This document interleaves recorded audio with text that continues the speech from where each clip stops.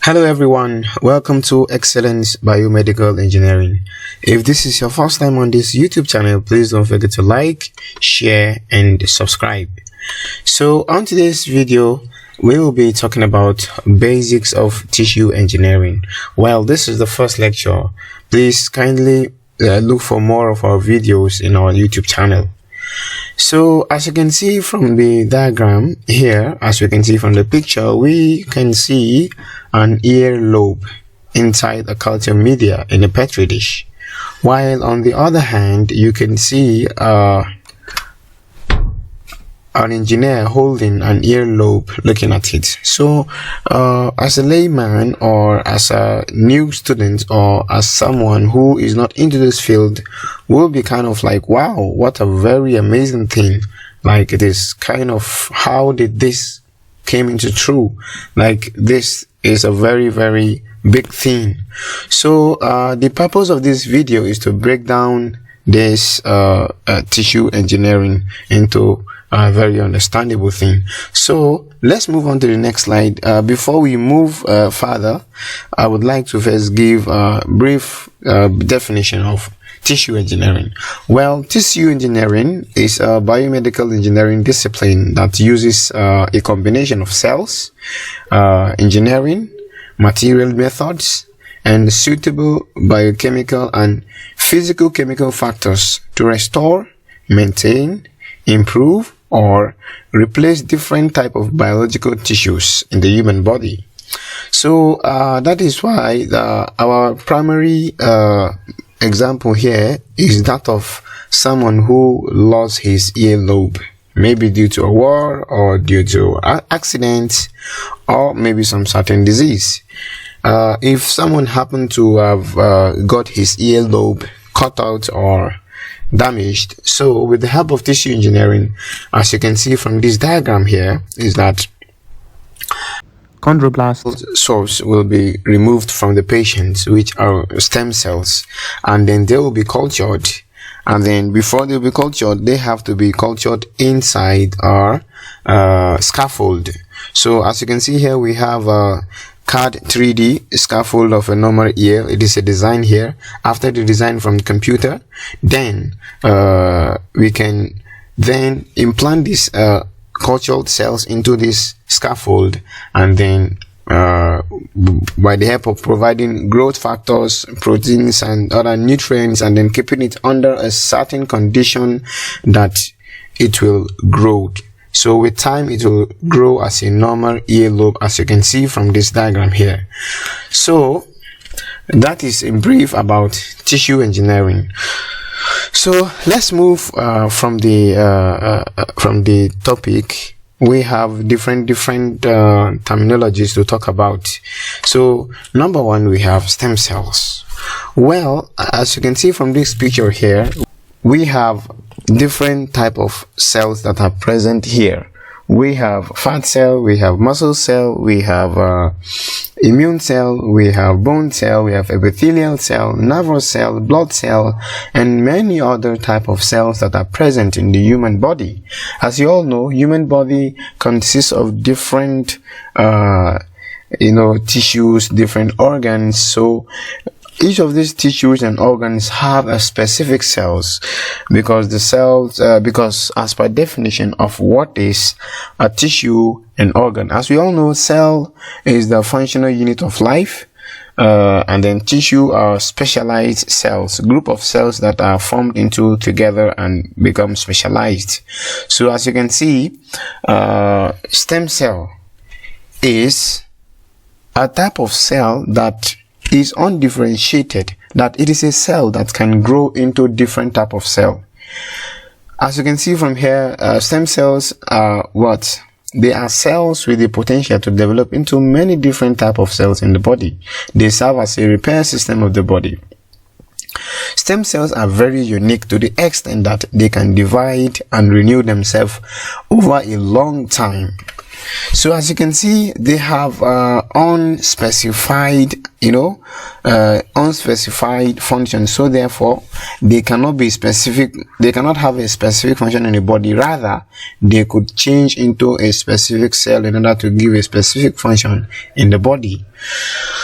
So they have come, the potential to become specialized, like they have the potential to become specialized cells such as muscle cells, blood cells, and brain cells as well. As you can see from this diagram here, it is a single stem cell, but when we culture it in the lab, it can turn to bone cell, it can turn to fat cell, it can turn to muscle cell, sex cell, immune cell, and epithelial cell as well.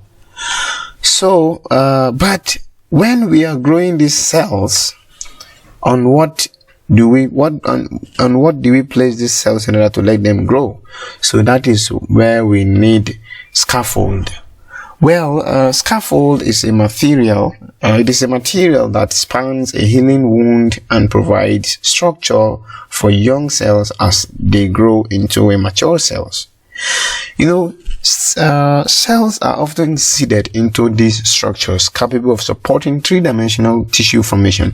As you can see from here, this is a polymeric biopolymeric material that is set into a shape of earlobe, and thereby we implant our stem cells into this scaffold. And with time, due to the structure on which we mount them on, with time, as we are providing the growth factors, the required temperature, and the required nutrients, so with time it will become like a normal earlobe based on the structure, based on what the structure of the scaffold. So, and then the next term we should understand from here is that we have cell culture media.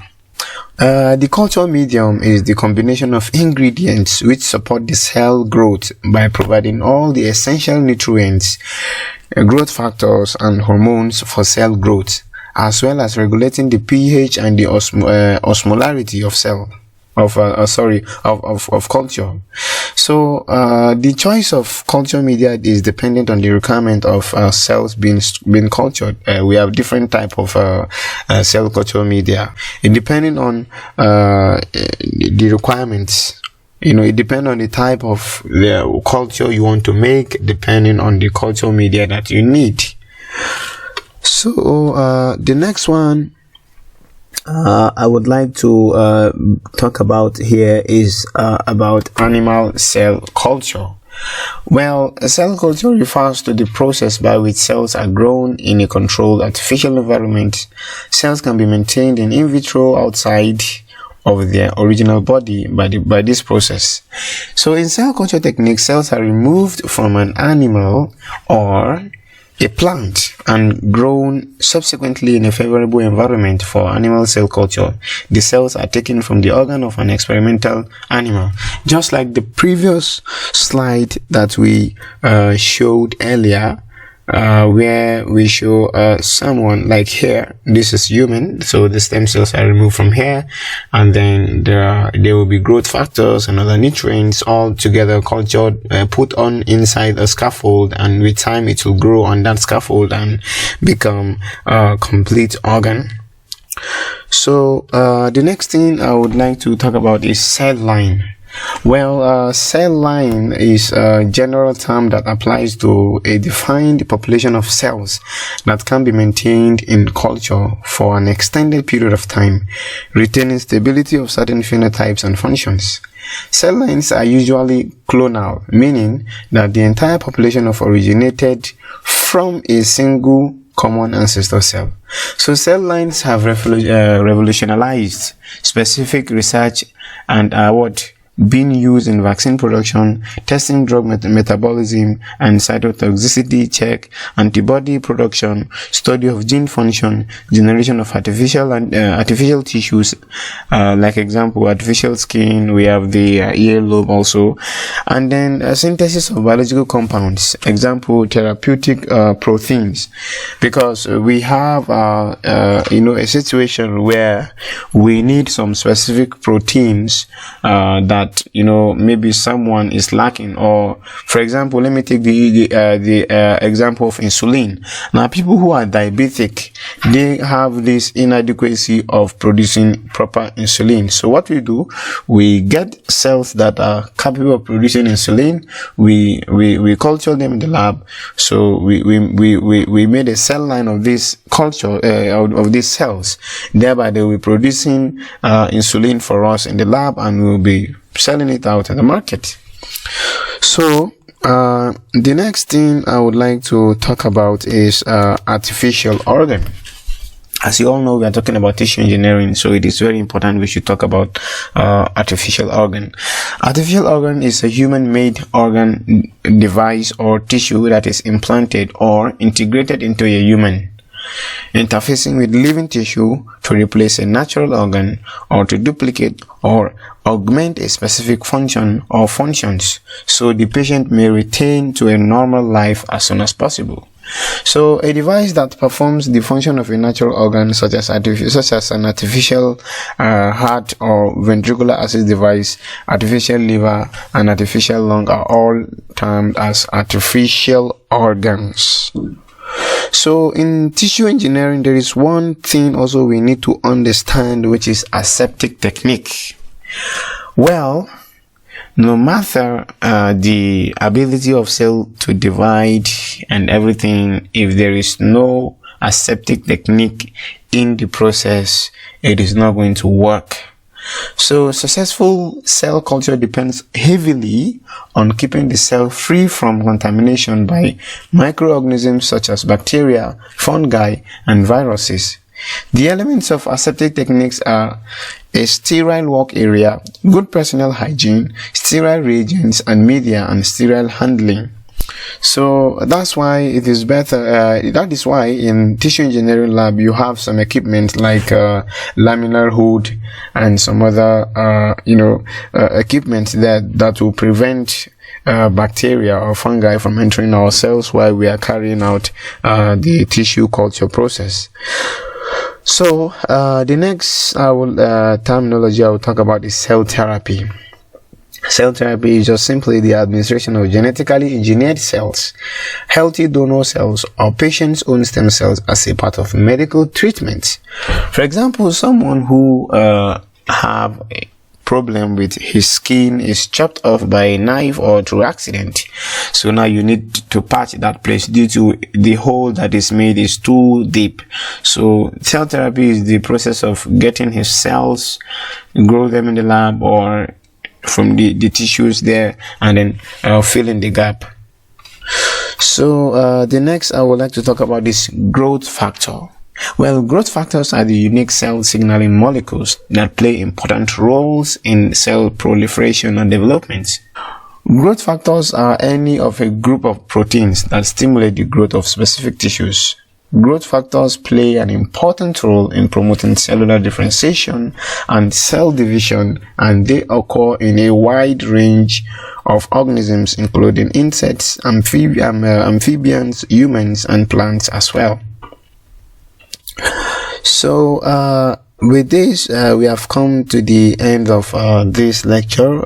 It is very important that we cut it short. We will be making series of this lecture, so this is the part 1. Please don't forget to like. If this is your first time on this YouTube channel, support our video by liking our video, subscribing to our channel, and sharing the video as well. Thank you.